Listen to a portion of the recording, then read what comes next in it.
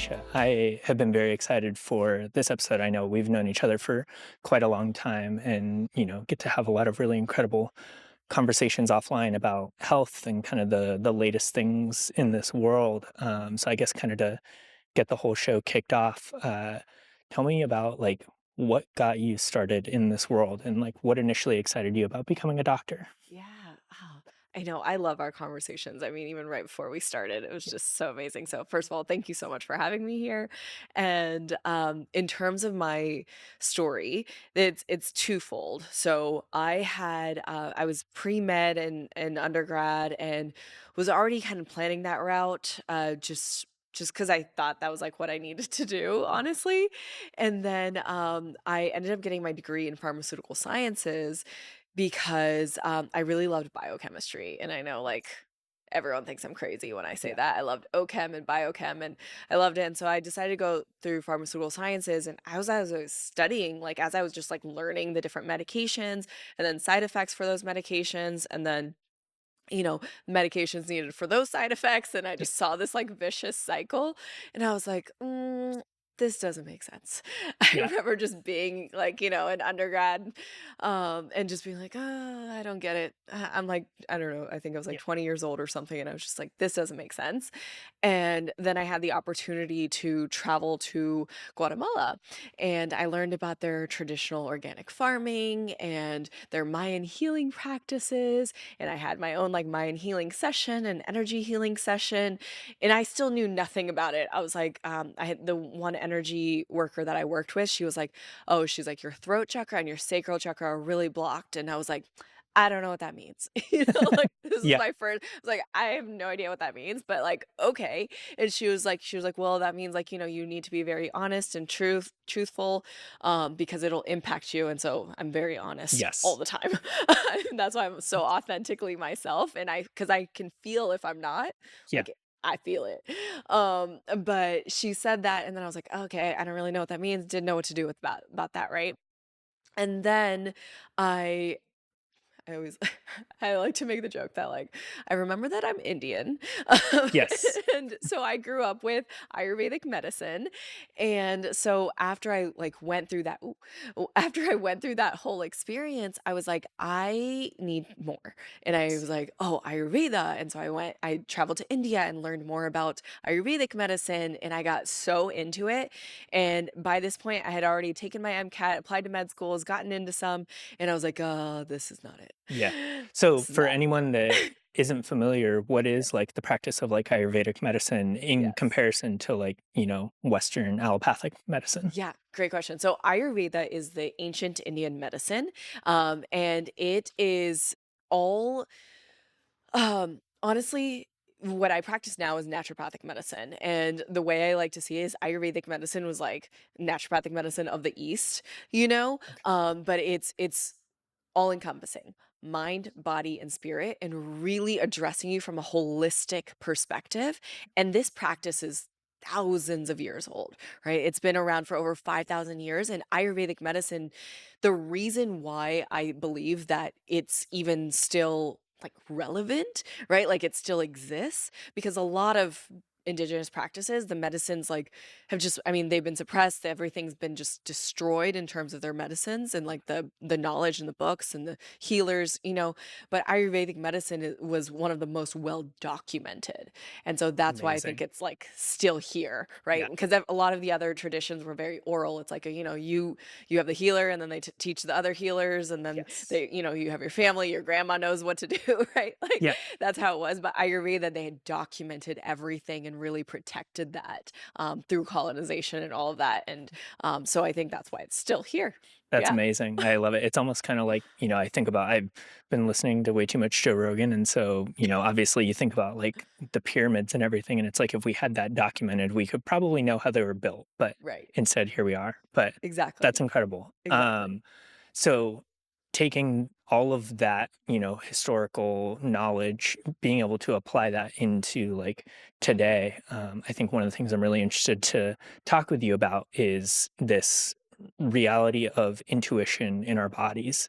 And something that's been a huge pattern in my own life is just being able to understand, oh, my body's feeling a certain way. I need to give it the food that it needs or the nutrients, and not in the way of like, oh, I'm craving Doritos. I need to go buy a bag of Doritos because those were manufactured in a lab by Mhm, a company that's spending trillions of dollars to hijack the way our bodies feel. mhm. And so, like, for me, it's been interesting to see and learn all of the different, whether micro, macro nutrients that my body's craving and how to like give it the things it needs. Right. Yeah, absolutely. And that is what like Ayurveda, naturopathic medicine, like that is the whole intention of it too. Is like being able to listen to your body, listen to what your body, mind, spirit actually needs, and Yeah. being able to hear that, right? I think that's the issue right now. So many of us are disconnected from our bodies and our mind and our Yeah. spirit. We're so disconnected that we can't even hear what our body's telling us. And like you said, like, if you're craving Doritos, there's actually a deeper meaning behind that. One, the Doritos were like created to be addictive and Yes. like keep you coming back for more, right? A lot of these foods that have been manufactured to be create like they're meant to be addictive, right? So that in itself is like already not something your mind, body, and spirit actually want, right? Yes. And then addressing like, okay, like if I'm craving something salty, like what kind of deficiencies am I really having right now, right? Is it the sodium, and do I need more electrolytes? Do I need Yes. magnesium? Right? Do I need potassium? What is that happening there? Or like if you're craving sugar, a lot of times it's just like you're not getting enough fat in your diet, not enough protein, right? So addressing that and like being like, it's not the sugar that your body is telling you you need, Yeah. right? Because I think like I think actually this is an interesting conversation because I feel like intuitive eating has become like a popular thing. Oh, yeah. It's Right? huge. And Yeah. and I see people and I'm like, it's it's not intuitive if it's like the bad bacteria in your gut or the 100%. Yeah. parasites or the fungi in your gut telling you that you want the sugar, I right? mean, but it's also like most people probably wouldn't even be aware of the fact that they do have parasites. Like, I'm fortunate enough that, my wife and I, we've gone through the whole gamut of Yeah. parasite treatment. And it's actually interesting. I was bringing this up with a friend the other day, but probably about a month ago, I was craving pineapple like you would not believe. And you probably know where I'm going with Yeah. this. I also, like, over the past few months going into winter, my parasitic activity in my body was getting off the charts to a place where like sleeping was becoming a problem, like all of the things that happened with that. Yeah. I started, I just went to Whole Foods and I bought the giant container of pineapple. And with every meal, breakfast, lunch, dinner, I would just eat a couple pieces of pineapple. Like a week later, no effects of parasites. My sleep went back to normal. Wow. In a complete random happenstance of things, I was scrolling through Instagram and I saw this video, this account, and I should have saved it. But this guy literally puts parasites under a microscope and then just puts things on them. He does like hot sauce, like salt, like all the different things. And when, he put the pineapple juice on the parasites, immediately died. Yeah. And I was like, holy shit, like this is like your intuition of what your body needs can be so powerful Yeah. if you know how to listen to it. Absolutely. And that's the training though too, right? Like Yeah. you have to train your mind, body and spirit. You have to train that because like the way that I see like if you've never eaten vegetables in your life, you're not going to crave a vegetable. No. You know what I mean? You don't know what you're You craving. don't know. You don't your body doesn't even know that because you've never eaten vegetables. If you've never moved your body, you've never lifted a weight, you're not going to crave lifting weights, right? Like you're Exactly. that's not going to be something that your body wants because it doesn't know it, right? And so we need to train our body to actually know when it's sending these signals. So like you've done all that work already to be able to be like I'm craving pineapples. I don't know why, but I'm just going to have some I pineapple. gotta go for it. You just got to listen to that, right? And so like and because that's powerful. That's powerful whenever we can do that. But I think so many of us, like I said, we're just so disconnected that we don't even know. And so it's until and the hard part is okay, you've never eaten vegetables. Now you got to start eating vegetables even when Yeah. you don't want to, right? You've never moved your body, you've never exercised, you've never lifted weights, you've never mobilized your joints. Like you got to start doing that. And then eventually, it takes time, right? Like it's not Yes. easy. Eventually, it takes time. Like all of us, like sudden, there are so many times where like I just need to like do push-ups, like Oh, my yeah. body's just like, okay, like we need to do push-ups Yeah. right now. And like some people think I'm crazy, but it's like I feel it. Like I feel it in my body and I'm Yeah. like, it's telling me I need to do push-ups. I could be in the middle of an airport and I'm Oh, just like, I I need it's to do funny, that. I always say I traveled a lot over the past couple years, and I always joke every once in a while I post on my Instagram stories, I'm that psychopath when I have a 1-hour layover. I'll walk end to end Oh yeah. of the entire airport, and I've done this at Atlanta, I've done it at Dallas, I've done it at some of the biggest airports in the US Yeah. because it's like, I just gotta get moving, and, like, if I'm sitting on an airplane for 4 hours, like, I laugh whenever I see people, they'll get somewhere and they're like, "Man, I'm just, like, so wrecked," and it's like, are you wrecked because, like, you were on an airplane? Which that's a whole 'nother thing we can get into, Right. but, like, or are you wrecked because you were just sitting for 6 hours straight and then sat for another 2 hours on your layover and got a burger because that's what Right. you wanted to do? Right, Like, right. And that's I mean, that's exactly it, right? Like yeah, what was the reason? I mean, obviously there are other impacts of flying on a plane, but yes, it's like how resilient are you, right? yeah, Because that's what we want, and so that's where like my practice Mahan Health, Mahan to me, like, well, in Sanskrit that literally translates to great or the absolute best, and to me that amazing. means like resilience, right? Yes. Like having like great health so that you're resilient. Like anything like that's not quote unquote normal, right? It's not normal to have our phones with us all the time. Oh, It's yeah, not normal to be on or like, I mean, I work from my computer, right? Like that's not normal. That wasn't a normal part of our beings as humans, right? It's not normal to fly yes, thousands of feet, like 30,000 feet in the sky. Like it's just, it's not normal, but it's like, how resilient are we? How much can we actually not just handle, but like actually like take on, yeah. right? That's what it comes down to. So, how would you, for someone who's never moved, eaten a vegetable, like, done any of these things that we talk about, how would you encourage them to be able to find both that intuition and also seek practices that can help them build that resilience? Because like I've heard the word resilience so many times over and over again. I feel like it's a trending thing that came out of, the therapy of 2017, 2018. But I think like the way that that word was co-opted back then was in this way of like, okay, I need to, cut out all these negative experiences in my life because I want to be resilient. But Mm. I've been struggling with this over the past few weeks, trying to articulate it in a way of like, resilience is your ability to do the hard thing and come out the other end. Like, you shouldn't get immediately triggered by whatever that negative thing is. Yes. You should be able to handle a little bit of it. Like, Yeah. obviously, don't go wade back into that extreme negative environment, Yeah. but be able to, like, if something happens, don't immediately have a panic attack because you made eye contact with someone that you don't like. Like, we should Right. we should be able to do that. Yeah, absolutely. Oh, I love this so much because Yeah, I genuinely feel really passionately about this as well. It's like, yeah, absolutely. Yeah, resilience does not at all mean that you're just avoiding hard things, right? Because then you're not actually resilient. You're just avoiding the hard things. You're yes, avoiding the difficult experiences. Resilience is being able to get through those hard experiences honestly, without it negatively impacting you and your health and your well-being, right? I think the example that I'm thinking of that I just thought of was like, like with my parents, yeah, and I think a lot of people can relate to this is like you go back to your parents' house and all of a sudden you're 17 and you're like, what just happened? you know, 100%. right? You're just Yeah, like, what just happened? Why am I so triggered right now? yeah, And like, I feel like that's honestly the best test because I've seen so many people who are like, oh, my parents are toxic, just cutting them out. And maybe that does make sense for you. I'm not saying it's not, so yeah, like don't cancel me here. yeah. It's okay. I'm not saying it's not, but maybe that is what you need to do. But what can you do for yourself and build that resilience mentally and emotionally so that whenever you are in that environment again you're not triggered.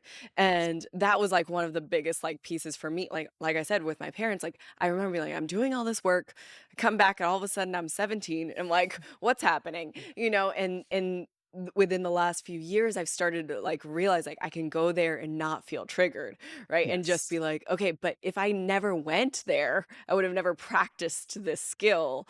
100%. I would have never practiced this skill of being okay with it, right? Just like, okay, like that's you, that's your Yep, thought, that's your opinion, you have that or whatever. You're like, you're yep, saying something, I don't like it, and that's okay. Like it's it's yes. it's not me. If, like me, you hate ad breaks and podcasts, well, we're going to keep this one straight and to the point. If you need any production help, feel free to hit me up at brandongoodyear.com. Let's get back into the episode. right? 100%. And I like, I mean, I constantly have the conversation every time I go back home with my mom, and I'm like, okay, I turned 32 in like 2 days. And it's like, Mom, I'm 30, or Mom, I'm 28. Like, I can handle all this stuff on my own. Like, I don't need to have that level of treatment. Yeah. But to your point, like being able to have that conversation and being willing and open to go into that, not Mhm. just completely cutting them off because you don't want to have to deal with whatever you had to put up with as a kid. That is like the proof of resilience rather than just complete avoidance of it. I mean, I think about this a Yeah. lot in like, dietary restrictions. So, years ago, my wife and I, we went completely gluten free, Mm. and it's been beneficial for our health. But I had this moment of realization a couple years ago. I was like, well, what's the point of doing this if every time I eat a piece of bread, now for everyone at home, outside of like celiac, like if you like are deathly allergic to it, like please be careful. Yeah. But like I should be able to eat a piece of bread and not completely fall apart for multiple days. Yes. And Yes. like That part. that was like a big thing for me, and Right. I like had never swayed outside of it because I was just so deathly afraid of whatever was going to happen. And then as soon as I ate a slice of pizza or had a burrito, and then was like woke up the next day and was like, "Oh, actually I'm fine." Yes. And I think like a big part of that that I always like to bring back for people is like, for me, I've worked in an environment where I'm sitting at a computer and I'm not moving around as much. And yeah, if I ate a piece of bread when I was at home working on my computer, I probably would have like completely lost it. But in this context, I was on the road walking on average between 15 and 20,000 steps a day. Mhm. And like that active movement Makes a impacted difference. what I could eat. Yeah, absolutely, and I love that you said that because it's so true, and that's, like, something that I talk to a lot of our clients about too, is just, like, it's it's not to avoid gluten or dairy or sugar or whatever forever, it's, that resilience to Yes. be able to have it in moderation, right? If you're having Yes. pizza and ice cream every day, that's gonna be We problematic, got to have a conversation. Yeah. right. But if you're having pizza and ice cream occasionally, like, it shouldn't completely wreck you, right? And that's the intention, like, behind what I mean with, like, resilience is, like, yeah, like, being able to handle that. I was similar, like, I avoided gluten for a long time. I also avoided dairy, and, I've also had spouts of, like, sugar too. Yeah. And it's like, I think it's good to be able to challenge yourself to do those things, right? Because I think that's where sometimes now people get stuck with like, um, just like being afraid to avoid a food group because then it could lead to like I mean, and there are some people who have like really bad eating disorders and things like that, and we do want to be Yes. mindful with that, right? And where is that story coming from, right? Because then now you're identifying with the story of the eating disorder. And so now you can't challenge yourself in a way that could actually benefit you. And so those are the conversations that I feel like we need to have. It's like, okay, it's okay to challenge yourself. And I mean, there are times where we do have like our clients avoid gluten or dairy or sugar or whatever it Yes. is. And I'm like, this shouldn't be permanent. Like, this is not supposed to be forever, but like, there's a temporary period where we really need to work on healing your body um, 100%. from the inside out. And like, there's been a lot going on. You've been dealing with stuff for like 10 years. You've had period cramps since you started your period, or like you've been dealing with migraines for like 15 years. Like, yeah, there's some things that we need to address, right? And then from there, like that's where we're that building that resilience comes in too. Cause yeah, I have a gluten on occasion too. And I was really afraid to for a long time because I've hypothyroidism, Yep. Hashimoto's, and so yeah, just being able to just have it on occasion. Like I go to a wedding and I eat some like an Indian wedding and I have naan and I'm Yeah. like, yeah, I need the naan, Yeah. you know. Oh, of course. It's so good. You'd be missing out on like the key part of like the meal. Yeah, absolutely. And so like I don't worry about that anymore. Yeah. It's just like, okay, like I'm having it and it's delicious and it's good and I'm like not having it every meal every day. Yeah. There's a difference. So talk to me a little bit more about like, having to go through like hyperthyroidism, Hashimoto's. Like I feel like I hear a lot of people talking about, oh, I have whatever this unique condition is, disease, whatever it is. And I think like this gets into a whole deep theory that I've been trying to figure out, that like everyone is looking for that hyper individualistic problem that makes them unique that you can't solve with like general wisdom. So for anyone listening at home, like, tell me a little bit, and it can be the 30,000 foot view or however much you want to get into it about like being able to heal yourself of that. Because Yeah. I think like focusing on that healing side of the journey is going to be more beneficial for people and focusing on getting to a yes and finding a solution for it rather than just like holding on to that identity. Right. And I don't want to go too far out on this limb, but I think a lot of people like that ability to say, "Oh no, I'm special in this way." And so like I'm just going to have to deal with this forever. And they've just accepted that fate. Yeah. Yeah, absolutely. Like the diagnosis becomes the identity. Like that Yes. your diagnosis is your identity. And I work with a lot of fertility clients and this is a conversation that I have with them all the time. It's like, okay, like I don't ever want you to ever say you're infertile ever again. Yeah. Like, I never want you to say that again, right? Because that's what you're embodying then, right? You're telling Yes. yourself that, and that's what your body's believing it, right? And so I think that I do think that's a bit of an epidemic in Yeah. our world today. Is like everyone needs to have this identity with with our problems. We like to complain, right? And we like to be like, this is what we like we like to complain Yeah. and so we find ways where we can be victims, right? And I think that that's the story that we're like attached to. And this reminds me of like there was this one guy that I was talking to who he works with a lot of like um people dealing with things like PTSD and traumas and stuff Mhm. like that. And he talked to this one guy who was a military vet, and he asked him if like he's like, "Do you feel ready to let go of this diagnosis? Do you feel ready to really heal?" And he said, "No." And he was like, "If we could get rid of this now, like, you feel like, yes, that would be great." He's Yeah. like, "No." And he was like, "Hmm, why is Hmm. that?" Like, I mean, what if we could heal your PTSD? Like, what if we Yeah. could do that? And he was like, "Well, then the government would stop paying me." Right.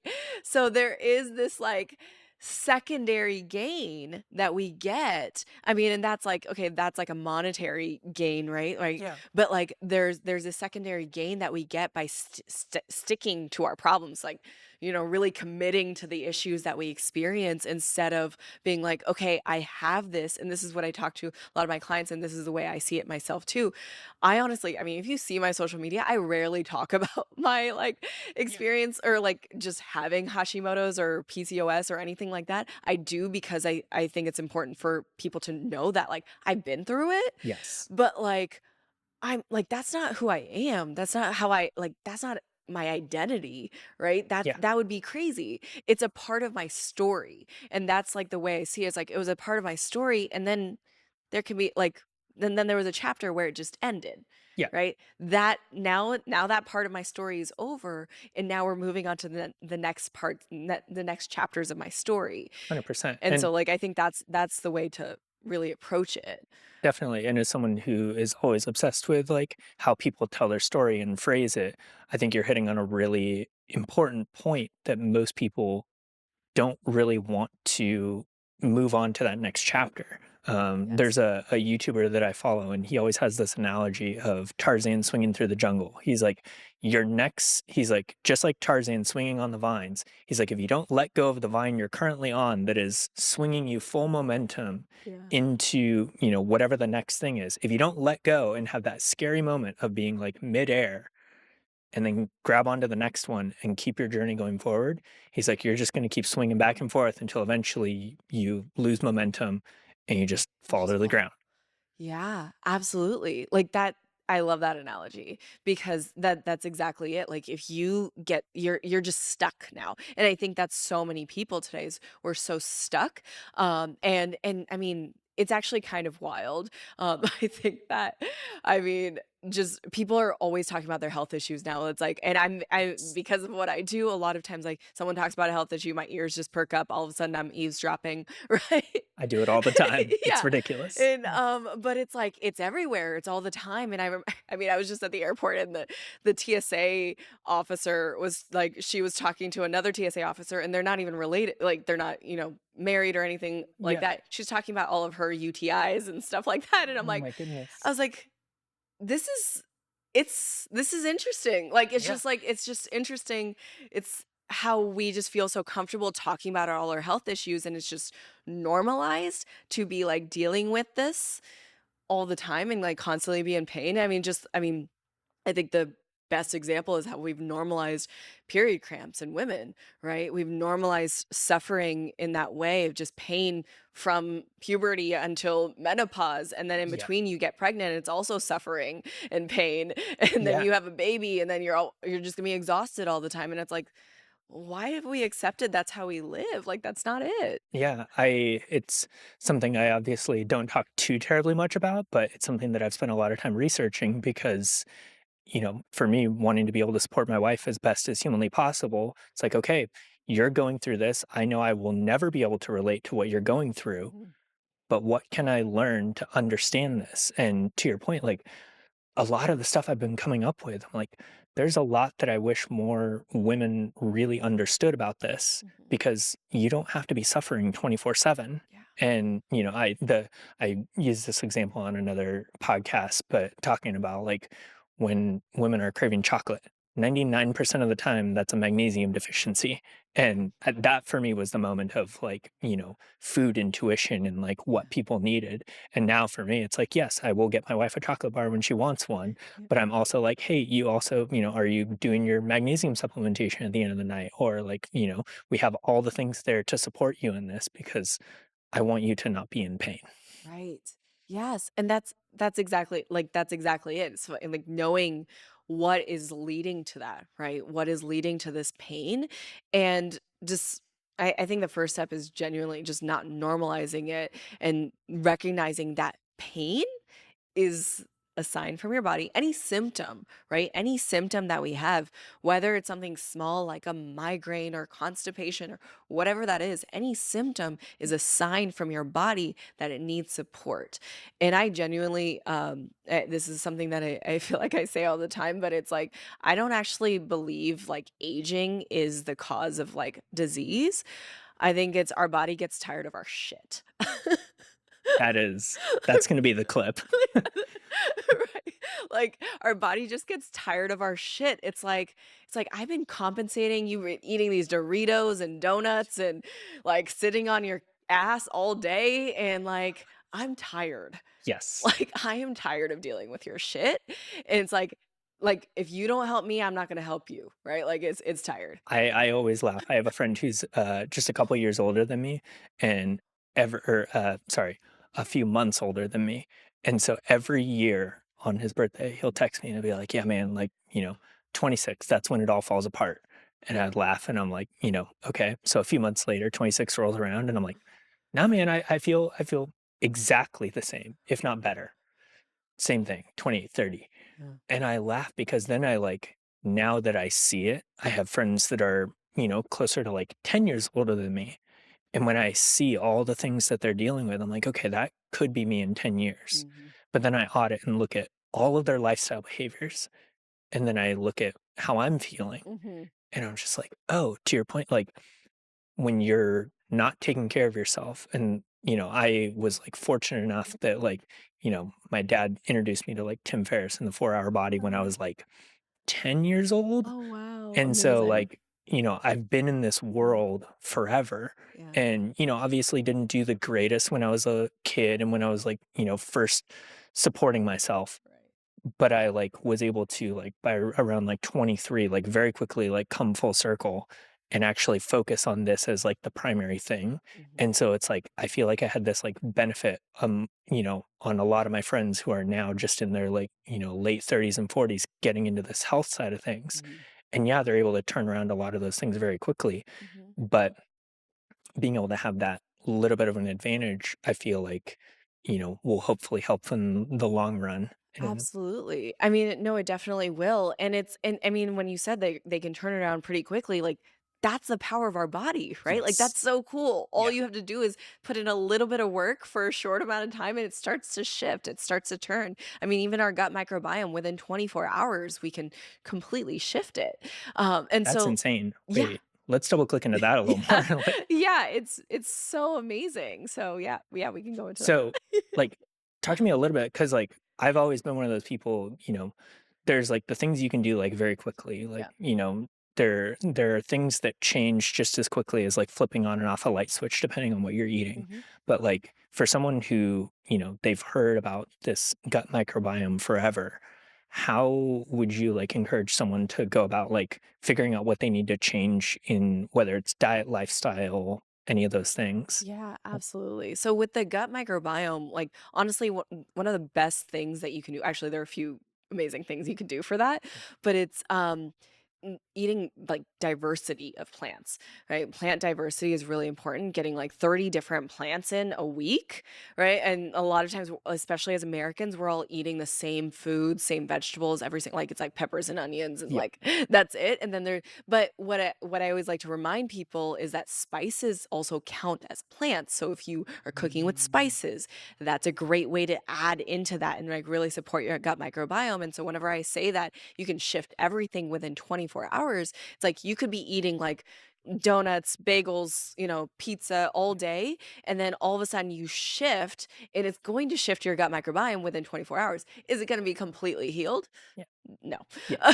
It's gonna take a little while. It'll take more than that. But the truth is that it does shift everything because our gut, the I mean, we have like the bad guys in our gut, the good guys in our gut, right? I don't Yeah. know how much you've talked about gut health on your podcast. Not too terribly much. This is the first one, Okay, so cool. So yeah, so we have good guys and bad guys in our gut, and the bad guys are the ones that actually like feed into our brain that like, hey, we want sugar, right? We want mm, sugar, we want the highly processed foods and all of those things because they want more of that because that's what fuels them. But the foods that are like going to be high in antioxidants, like vegetables, plants, right? The foods that are actually supportive for us, they're actually going to kill them off because it's going to support the good guys in our gut. And so regardless whether we have more good or bad, those bacteria are communicating with our brain.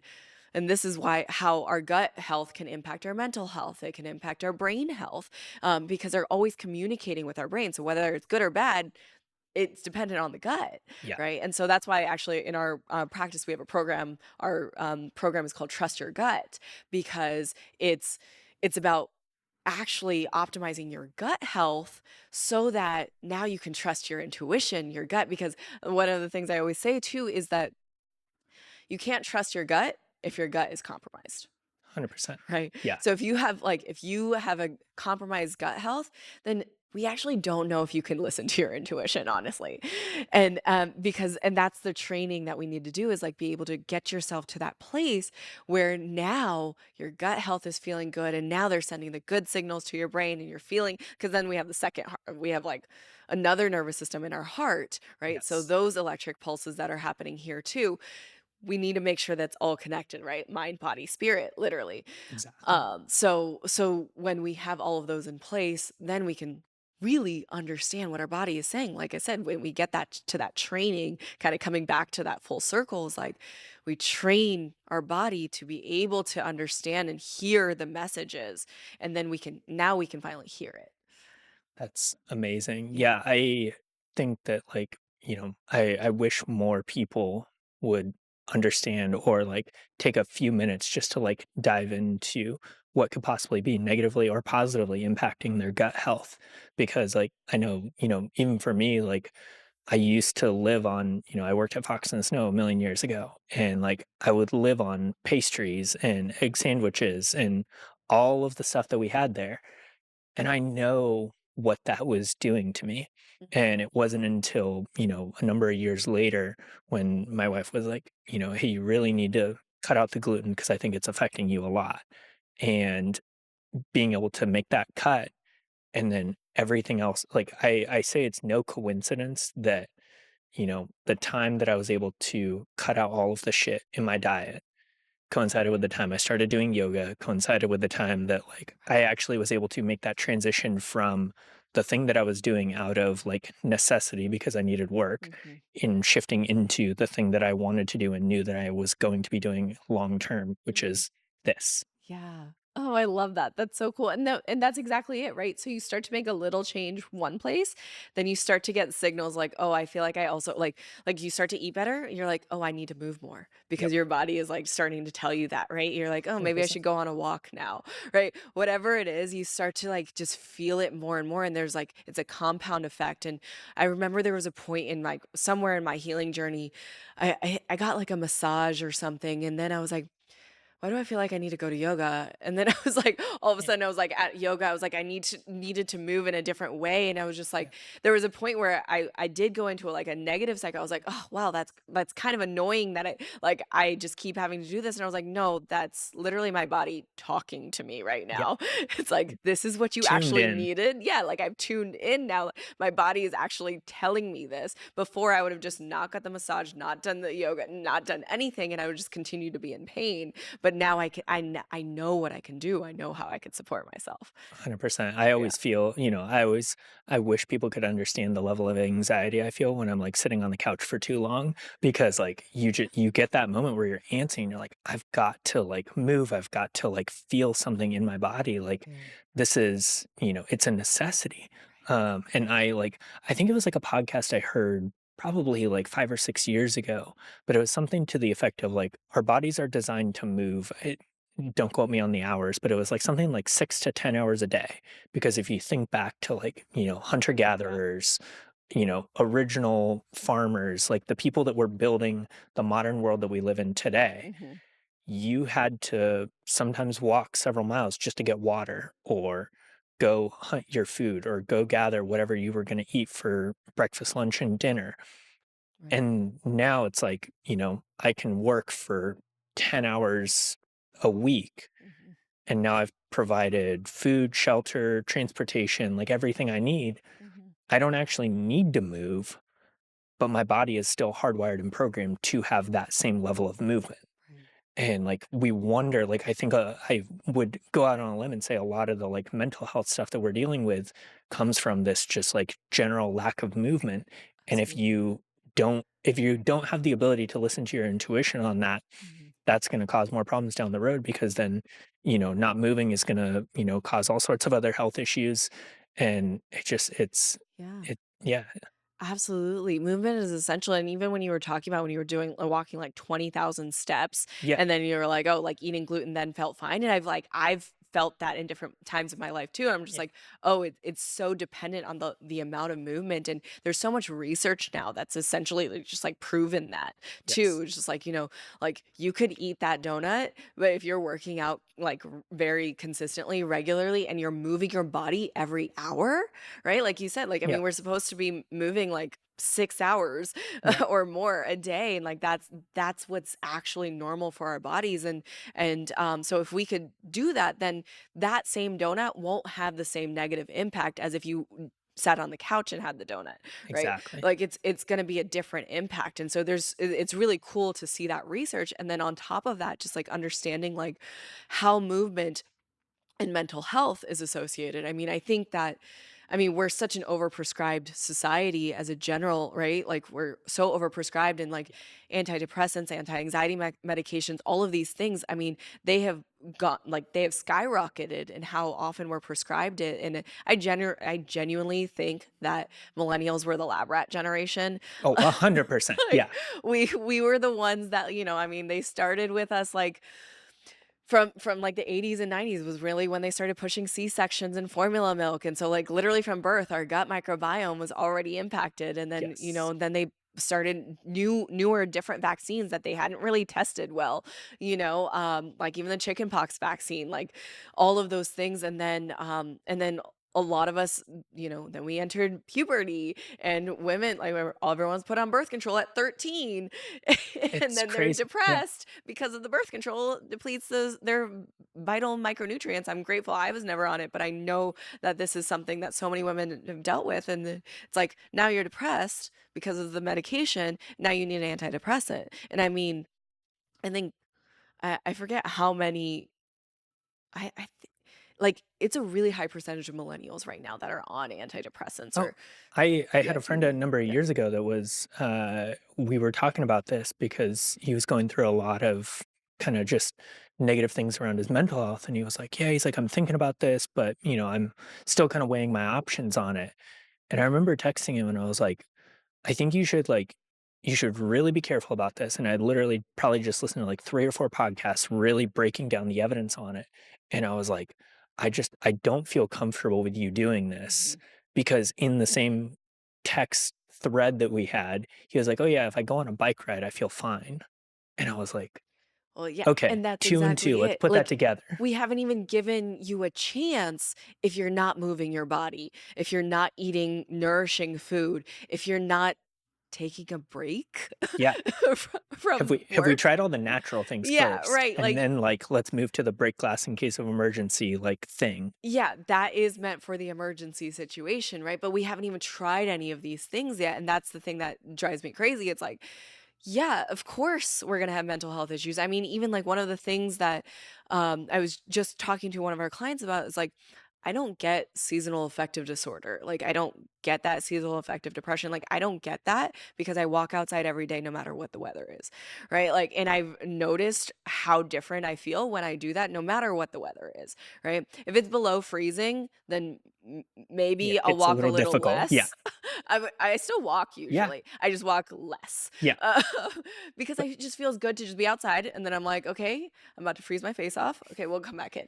you're also getting the cold exposure though, Yeah, which is also really yeah. incredible for you as I it mean, turns you out. bundle up and you just get outside and you do the hard thing because that's gonna help you overall, right? So one of the things that I like to say too is like sometimes self-care is doing the things that you don't want to do for optimal well-being, right? Like 100%. that is where I think the disconnect is now. We're like, oh, self-care is just having my glass of wine and online shopping and like taking maybe being in the bath, but like having my wine, having my joint, whatever it is, Yeah. that's like actually not a healthy coping mechanism. Oh, it's just helping you escape the It's helping you realities of today, escape. but, I Yeah. mean, the better question is, why are you living and focusing on a life that you have to escape from on a regular Exactly. basis? Exactly. That part right there, like that's the thing that I think we need to focus on. And even with the conversation with mental health, it's like what like because I feel like I've had a lot of clients who are like, "Oh, I was, I lost someone, lost a loved one, or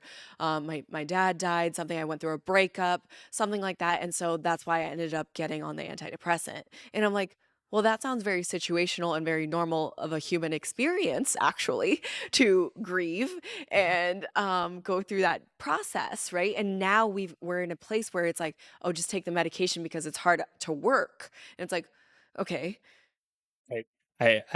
I can't speak for everyone, but Yeah. I would say find yourself a boss that can understand that if you have a loved one that passed away, you might need a couple days off to recover. Yeah. Or Yeah, longer. yeah, I mean, or longer, Yeah. each person dependent, but, you should be living and working with people that understand that you're human. Yeah. Yeah. Exactly. That you're human, that you have the human experience, and that's the thing is like we we've just then now we just suppress everything, right? And so then how are we supposed to listen to ourselves? Our body's telling us, our mind is telling us, our spirit is telling us, "Hey, grieve, feel your feelings," right? Yes, This is a big conversation we've had with a lot of our clients recently. We're like, "Feel your feelings." it's Right? okay. It's okay. And I promise you, everyone who's watching this right now or listening to this, after you go through the hard part of feeling all of the feelings that you've been suppressing for however 20, 30 years, 40 years, however long it's been, after you go through the hard part of like just feeling all of it, oh, it's bliss. Yeah. It's You feel so much better coming out you the just other feel end. so light, and then Yeah, you're like and then, yeah, challenges happen, that's life, and you just, like, know, like, "Okay, I'm gonna feel through this, process it, and I'm gonna keep moving forward," right? Like, I trust myself because I got through that other hard thing, that now, this new hard thing that I'm experiencing, I can get through this again, right? I can do this. I 100%. can feel it, I can move through it, I can feel sad about it, I can feel angry about it, I can feel all the things, I can feel happy about it. Maybe like, cause that's the thing, like, we can have all the emotions, but allow yourself to feel that and recognize that every feeling is temporary, whether that's happiness or sadness or anger or whatever it is. It's so temporary. It's not going to stay forever. Definitely. Yeah. Yeah, it's kinda crazy. I, like kind of took this a little bit to kind of the extreme a number of years ago. I was, processing a lot of emotions, but then I also was at the time and height of understanding different like neurotransmitters in the brain. And so Mhm. I went like really hard. I got like 5-HTP, L-tyrosine. I got like all of the things to help Yeah, augment each one of those for neurotransmitters. sure. But then what ended up happening, and it's like interesting because now it's like I'm so hyper clued in on it that like Mhm. I've gotten to a policy of like no supplements unless like I need to like, fall asleep or whatever the thing is I need to do. It's a break glass in case of emergency scenario Yeah. now because I did all of the things and the natural levels of, cortisol, serotonin, like all the things all of a sudden became this like crazy roller coaster of Mhm. out of control emotions, from euphoria to the darkest pits I've ever experienced. Wow. And so it's like you're supposed to have a range of feeling these emotions, but when you start going super physiological on either end, Yeah. that gets like overwhelming. And it's like I can understand why people immediately reach for a pill to knock that out. Cause if you're constantly taking something to hit that high, and then all of a sudden that high that you think you're supposed to be at regularly is actually 50 to 60% above what baseline should be for a human. Mhm. You're gonna, of course when you feel bad you're Crash. gonna crash like 10 Yeah. times as hard. Yeah. Yeah, absolutely. That's wild that you had that experience. And I think that's, and I appreciate you saying that even about supplements too, because I mean, the supplement industry now is like $1 billion industry too, Of right? course. And so it's like understanding like there's, that also then is green allopathy. That's what we would call it in naturopathic med Yes. school is like green allopathy, where you're just like giving a supplement instead of a medication, right? And so like that's something I'm very against. Like, I don't think Yep. that makes sense. I do think there's a time and a place for supplements as well. And a lot of times when we're doing like the deep healing, especially in the beginning of our programs, we do recommend it. But I also don't really take any supplements anymore. I have like Yeah. two things that I take, like in terms of like my iron and vitamin D, essentially. That's it, Yeah. but it's like that is how we were meant to live. Like we weren't meant to be taking all these supplements. Like they're meant to supplement your lifestyle. Yes. That's the Yeah. intention. That was something I realized like very quickly. And I actually think it might have been an episode of your podcast from a million years ago talking about like, yeah, we're giving you turmeric to fix an inflammation issue, but like, why don't we ask the question and go back a couple steps and say, why do you have this inflammation? What is causing this? Is it, something in your day to day? Is it something in your environment? Is it something in your relationship? Like what is the Yes. root cause to all of this? And I think, there was like a subset of podcasts that I followed for a while that like I saw that like pretty regularly where they're like, hey, we need to actually get to a place where we're not reliant on these different supplements and things to keep us in a state of normalcy. Because, if you're constantly have to go through 100 pills a day to stay normal, you're no different than the person that goes through 100 prescription medications. Right. Just, Right. it's something natural. Yeah, exactly. Exactly. It doesn't make sense. Like I understand like this the debate or conversation is around like how our soil is depleted and so we Yes. do need some minerals and so there are other ways that like I make sure to get that, but it's like yeah, we shouldn't be dependent on that and it's understanding the why. Like you said like the root cause. It's like okay, you have this inflammation, but why? And then like this is the like I always like to think of myself as like that annoying little kid who's always asking why, and I just Yes. never grew out of that, I'm in the same boat. Yeah. which, like, I love, but that's what I do, it's like, okay, so, like, for example, we have couples who come to us with fertility issues, and it's like, they have low progesterone. Why? Right? Why is your Why why progesterone low? why why Your would that be low? prolactin's high. Why? Your AMH is low. Why? It's a because now that's become like, oh, that's why. That's why you're not getting pregnant, Yeah. right? But no, the question is why is that not happening? And if your sperm quality is not great, why? Yeah. What else is going on? What's your cholesterol look like? What's your thyroid look like? What's your testosterone levels? What's your estrogen levels as men, right? Like Yeah. all of these things to look into. And then also, again, being like, okay, and then why? Right? And just keep asking and keep going deeper and deeper into understanding that so that we can really support you and get to the root of the issue. And that can be physiological, but also it can, like you said, like relationships and stuff, like on a personal level, it's actually wild. Like when I got pregnant was the first time I ended up taking a thyroid medication. Like, it was really well Wow. managed. And then I got pregnant. I was like, oh, hormones, get a little crazy. I ended up on thyroid medication, and postpartum, this is like a very vulnerable thing that I haven't actually shared out loud. So Wow. I'm this first time. Amazing. But what happened was I was working with so many of my clients, my women who were healing from their thyroid issues, and I wasn't. Mine wasn't going back. It wasn't going back to optimal, Yeah. right? It was in the normal, but it wasn't optimal. And I was like, what is happening? I'm like, I'm doing all the things, right? And I was like, what's happening? End of my relationship, right? Wow. We had our separation, and within 6 months, everything normalized, everything was optimal, It's and I insane. didn't change anything in my diet, my supplements, anything like that, right? And so it's powerful, like, to see, like, oh, yeah, like, I felt like I wasn't being true to myself. I knew I shouldn't have been in that relationship for honestly years. But, like, I remember since I was pregnant, like, knowing that it was going to end, but I was afraid because I was pregnant, That's right? crazy. Is that That's wild? like, wow. Is that wild? I Yeah. was just like, "Oh my gosh." And, like, I also wearing this right now is actually huge because I would always feel, like, super, like, claustrophobic or uncomfortable if I ever Yeah. wore, like, anything that covered my neck like this, so I never would do it. I would never Interesting. do it, Yeah. and then it's only been within the last year, honestly, that I felt comfortable just wearing this and just That's my brain is just exploding right now. Like right? it's crazy once you realize like how that, relationship, like the connections that we have. Like, man, I had a conversation with Jesse a few weeks ago, Jesse Burkett. And like Okay, one of the yeah. things he was talking about is like,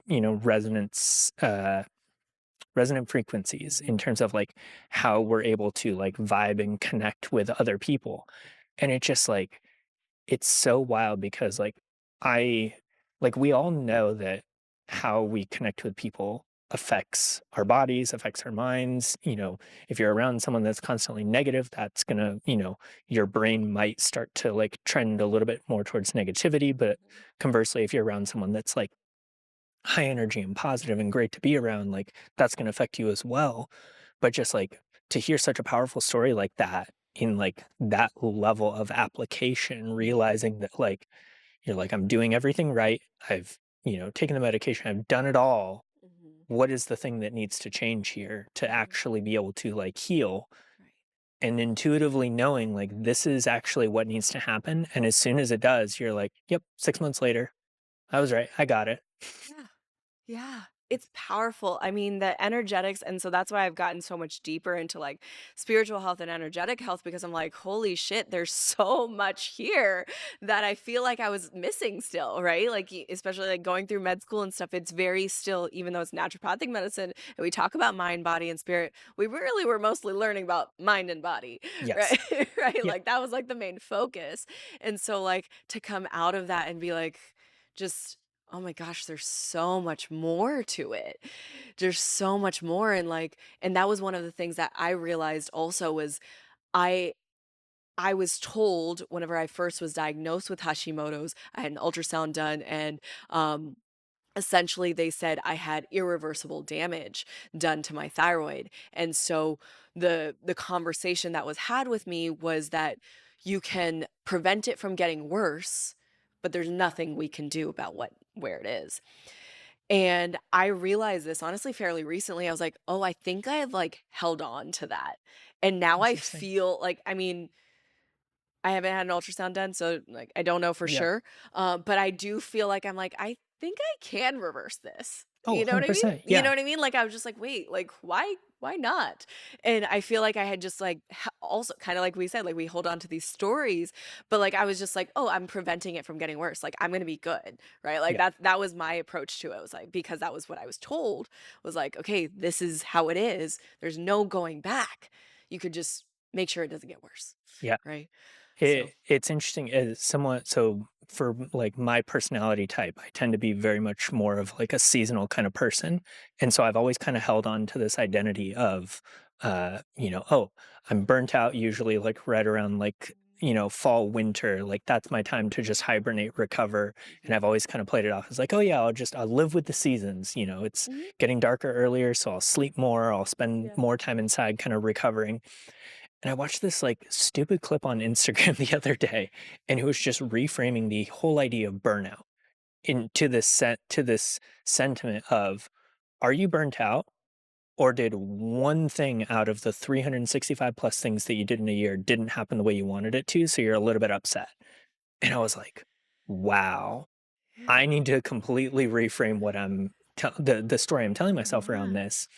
And, again, like an episode I just did a couple days ago, like the whole power and identity in the story that we tell ourselves, for me, it's like just, man, everywhere I look, that's the only thing that I see right now. And it's like whatever I can do to weave that into like every story that I tell here. And, for the people listening, like if you can just like find that moment or story or piece in your life, like that will be the thing that will unlock the change that you've been looking for. And like you're never going to find it in a podcast episode. You're not going to find it with a guru. You're not going to find it with your doctor. Like you're going to be able to find it within yourself. And like that will lead you to the fix you're looking for. Yes, I love that you just said that so much because, yes, it's within you. You're the only person that Yes. can heal yourself. You're the only person that can actually save yourself. And that was like it was something we were talking about before we started recording too, is just like this idea. I think a lot of people are like, "Oh, like somebody save me," right? Yes. And that means that you're telling this story that you're unable to save yourself. You're unable to heal yourself, but that's so far from the truth. You have the innate ability to heal yourself. My son, I always tell him like what I do for work. He's 3, right? Yeah. So I tell him that like for work, I help grown-ups remember their magical healing powers.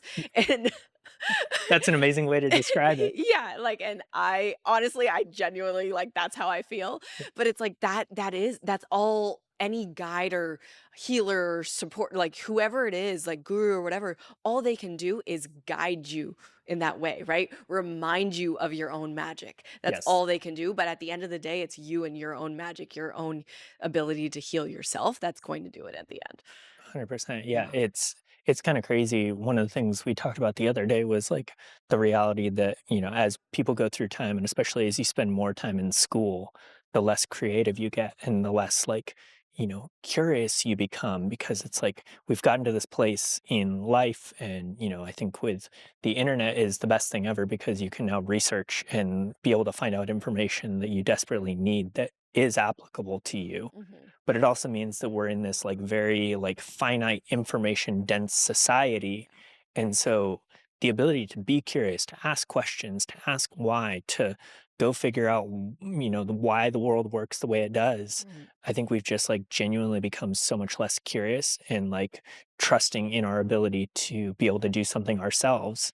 Right. And I mean, I always like to think of it this way, like the most expensive part of a gym membership is not actually the gym membership, it's like going to the gym and showing up for yourself every day. You can, for pennies on the dollar, buy all of that stuff to have at home. Yeah. But if you're still not showing up for yourself every day and actually going to do the workout, like it doesn't matter. Right. Absolutely. Yeah, I have my weights and stuff right there. You I can love see it, it. right? Like, Yeah. because that at the end of the day, it's like it's it's not about the payment that you're putting in. Like it's you showing up for yourself, right? Like that's really all it is. You could work out for no money. You could do plyometrics. You could, Yeah. there's so many things that you could do for completely free, but it's for you. Like you have to invest in yourself in some way, right? And that's what it is. And so like coming back to kind of that story that you're telling yourself, it's just like, okay, what is the story you're saying? Like, are you saying like, oh, I'm not good at working out, or I can't really. I hear I teach yoga as well, and so like Yeah. I hear all the time like, oh, I'm not good at yoga. It's like, well, you actually can't be bad at yoga. Like Yeah. it's a Like that. practice. Yeah. It's actually a It's practice. you know. that was one of the things it took me a very long time to like really get into a flow with it. And like that was one of the most interesting parts was one, when the first time I heard that phrase, like, oh, it's a practice. Like you're never actually going to get perfect at it. Mhm. But then also like the specific class that I went to, the reason that it like stuck with me was because for the first time ever, you weren't really measured in like, oh, you're doing this pose. Here's the like textbook perfect way to do it. Mhm. It was, here, you're going to do this pose, and here's actually, I'm going to show you how you measure up against yourself to fit this pose in the way that it works for you. Yeah, And I love it that. blew my mind. Yes. And like, the first few weeks, it took me a while because I would always have back pain coming out of class because I wasn't used to moving that way. Yeah. And then as soon as it clicked for me and I realized, like, oh, if I do this every day, kind of have to like mentally work through the pain, Mhm. my body will eventually get into that like flow. And, after a week of going to class, back pain went away and it was just like, I feel like I unlocked so much. Amazing. Yeah, no, and that was actually my story with yoga, like getting into yoga was very similar. I honestly hated it the first time I ever went. I was like, what is this? How am I supposed to breathe in this pose? Yeah. Like I was like, I don't get it, you know. And I remember but I bought like a Groupon for like Yeah. 10 Of classes. course. I was like, well, I'm going to get my money's worth. I was like a broke med student. Yep. And I was like, I'm gonna just like show up. I know that it can potentially help with back pain. And I had back pain since I was 9 years old. And this was when I was like 23, right? And so I was like, you know what? Let's just try it. And yeah, I went like once a week. Just that was it for a few weeks. And I was like, oh, I get it. Yeah. I get it. Exactly. I feel it. Like I started, to feel that. And now I genuinely am like, to be able to breathe through the difficult poses, the difficult, like the challenging parts of it. And because like I use that practice even my weightlifting and stuff like that, right? Too. Yeah. And when you do that, like you can see, like, okay, hard times in real life, like outside of this container, outside of this space, like I can just breathe through it. Oh, I can just 100%. breathe through it, right? Because now I know that I can breathe through hard things, and Yeah. that's all it takes. Well, it gets even crazier. So I went to a mobility specialist. This is long after I was doing yoga. And I remember always hearing in class, it's like, okay, I want you to breathe into your, left leg or whatever. Mhm. And I was just like, what the fuck do you mean breathe into my left leg? My lungs are up here. Like, what are we doing? And then I was, in a session with this guy and he was like, "Okay, well, I'm gonna have you breathe through this." And he's like, "What I want you to notice is when you feel your rib cage expanding and everything." And he's like, "Okay, now I'm gonna move you through these motions." And he's like, "You notice when you take a deep breath into that space, you now have so much more range of motion."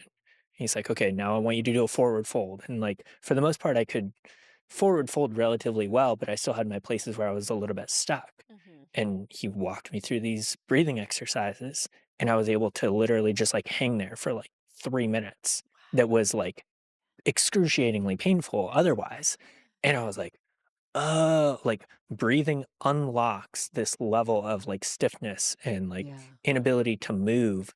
And so, like, to your point on that, where you're like, I can just breathe through anything. Yeah. Like, once you realize how powerful your breath is, and like when it comes to rest, like, I've been getting deep into like, Yeah. sound healing for naps and like how you can, lower your breathing rate to get down to like, between like 1 to 2 breaths a minute. Like, Mhm. just like you get into this really slow state of movement, and Yeah. that's how you're actually able to like find these deeper, you know uh ways of resting that will allow you to be able to continue doing what you want to do in life. Yes, absolutely. That's that recovery, Yeah. right? Like that's that recovery. And so when you were talking about the burnout before too, it's like, okay, where are we actually recovering, right? Are we anytime we have a break, are we just getting on social media and scrolling, right? Yes. Guilty. Yes. Yeah, right. Or are we taking a break to actually like just breathe, to sit, to be in stillness, to maybe meditate, whatever it is, right? So checking in with yourself with that as well and just like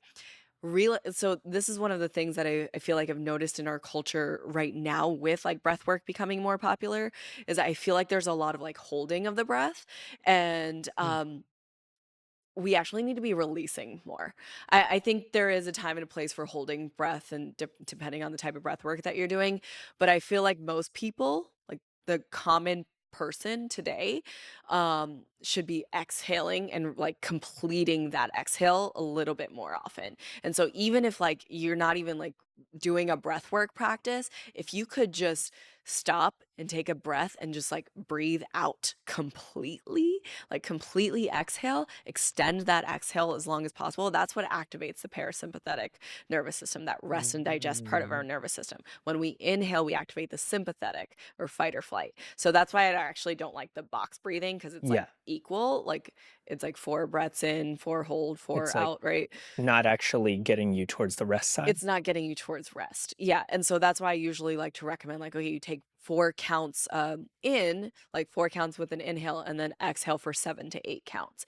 And so you're just extending the exhale, and that's like a way of, yes, like releasing and activating your parasympathetic nervous system, but it's just a way of just like releasing because we're Yes. holding on to so much all the time and just like allowing yourself to release. And that itself can just be so powerful in being able to like, okay, when you do that, if you just take 6 breaths like that, it takes 1 minute. I'm like, anyone Yeah. tells me they don't have a minute, I'm like, "You are straight lying." Yeah. Like I've worked for people that have their day scheduled down to the minute, and I know that even they have a minute to do Right, this. like, you have a minute, like, just take a minute, ideally before meals, because then you're Yes. gonna work on your gut health too, right? Like, you're getting yourself into that Yes. rest and digest place, but, like, just take a minute, you do that, now all of a sudden, like, everything's gonna feel a little bit easier, right? Whatever millions of things that you have to do, it's gonna feel just a little bit easier, and it's just like, okay, now and that's another thing to, like, be able to listen to yourself, like, okay, if you don't pause and this is actually a conversation, like, if you don't Yeah. even pause or stop to just be in silence at all, then you can't hear anything, right? Like, and this is like, Yes. this is a conversation I've had a lot recently is just like, how are you supposed to hear God, Yeah. right? Like the source or the infinite, whatever you want to call it. Like, you won't be able to get those messages like what is actually right for you from that perspective or what is right from you from your own intuition if you never just shut the fuck up Yeah. It's so true. and stop It's moving, yeah. you know? There's this thing that I've been, like, seeing, and I heard it on, like, a Huberman podcast a little while ago, but it's, like, this idea of being able to reach into the levels of creativity that we want, and as someone who is, working in a creative field, I'm always looking for whatever, shortcut, hack, Yeah. supplement, coffee Yeah. with L-theanine, whatever thing The to be mushrooms. to the mushrooms, I've tried them all, Yeah. like, to be more creative, and the reality is, it's kind of like a two-part thing.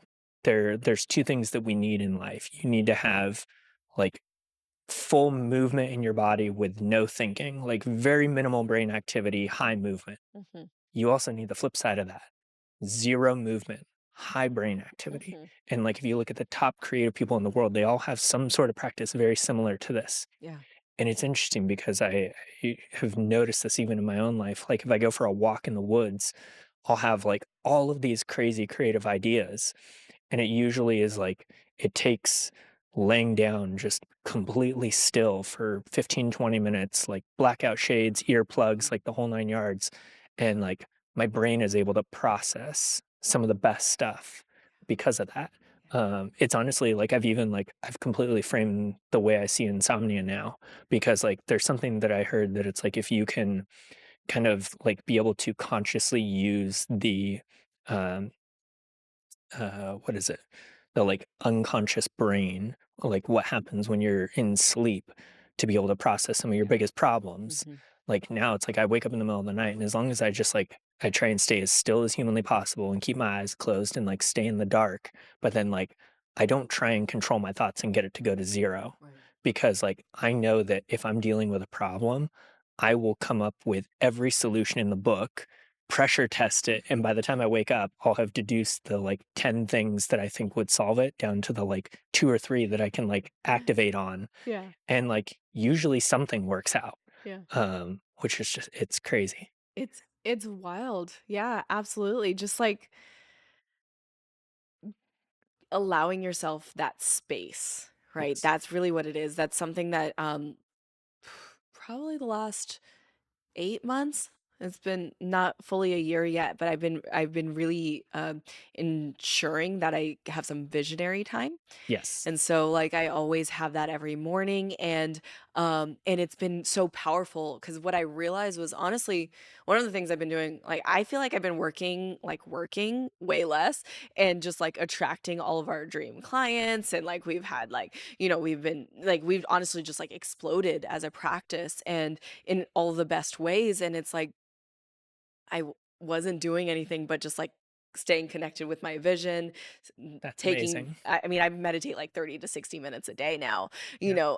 and that might be, like, 30 minutes in the morning, 30 minutes at night or something like that, but it ends up being 30 to 60 minutes at least every single day. I Yeah. minimum 30 minutes, and it's a game changer just to, like, be able to connect with myself, and then I have my journaling practice and, you know, I mean, there are things that just, like, come up and, like, literally, I woke up from a dream the other night, and I was just like, "Oh my gosh," like, all of these things were coming to me. I was like, "I got a notes Yes. app, like, Yeah. I gotta write all this down because there was, like, so much, like, happening," and I was like, that can only happen when we rest. Also, when I take a bath, that's, like, Yeah. one of my best, That's like, most creative times. I'm like, "Oh, 100%. all the downloads come in." Yep. I'm like, "Yes, these are all the things, like, yes, Yeah. this is what I need to do."